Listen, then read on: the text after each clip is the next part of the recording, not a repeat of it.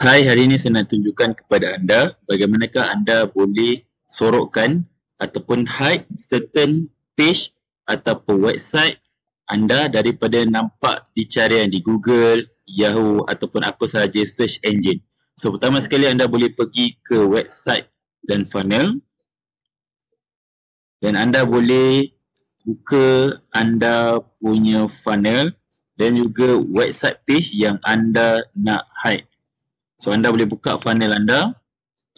Right, so anda boleh pergi page pada page yang anda nak. So, anda boleh tekan edit.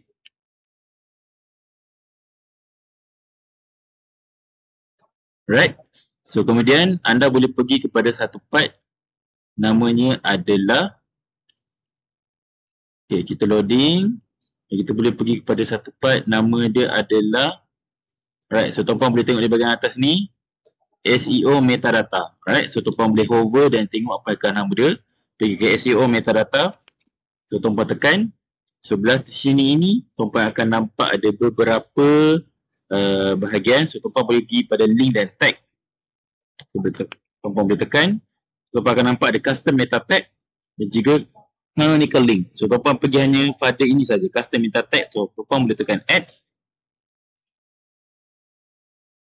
Dan tuan-puan boleh masukkan ini sama seperti mana yang kami buat. Robots dan juga no index. So, ini adalah a minor coding dan juga keyword yang tuan-puan boleh letak. So, atas ni name adalah robot dan bawah adalah no index.